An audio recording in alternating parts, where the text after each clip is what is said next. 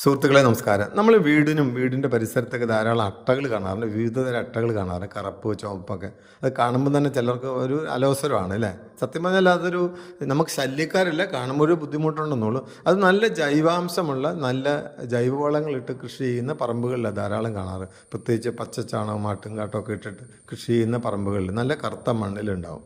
അപ്പോൾ പ്രത്യേകിച്ച് മഴക്കാലത്താണ് കൂടുതൽ. അത് കാണുമ്പോൾ നമുക്കൊരു അലോസരമായി തോന്നാറുണ്ട്.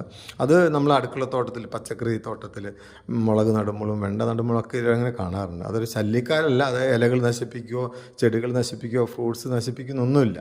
പക്ഷേ എന്തായാലും നമുക്ക് കാണുമ്പോൾ ഒരു ബുദ്ധിമുട്ടല്ലേ. അപ്പം അങ്ങനെ ഒരു ബുദ്ധിമുട്ട് തോന്നുന്നുണ്ടെങ്കിൽ മാത്രം നമ്മളിത് കുമ്മായ വസ്തുക്കൾ നീറ്റുകൾക്ക് പൊടിച്ച് ചുറ്റും അതിന് മുകളിൽ വിതറുക. അല്ലെങ്കിൽ നമ്മൾ ഈ മുട്ടത്തോട് പൊടിച്ചിട്ട് അതിന് മുകളിൽ കിട്ടി കഴിഞ്ഞാൽ അത് അകന്നു പോയിക്കോളും. എന്തായാലും നമുക്കൊരു കാര്യം മനസ്സിലാക്കാൻ സാധിക്കും, നമ്മളെ മണ്ണ് നല്ല ജൈവാംശമുള്ള നല്ല വളക്കൂറുള്ള മണ്ണാണെന്നതിൻ്റെ ഏറ്റവും തെളിവ്. അത്തരം മണ്ണിലാണ് ഈ അട്ടകൾ ധാരാളം കാണാറ്.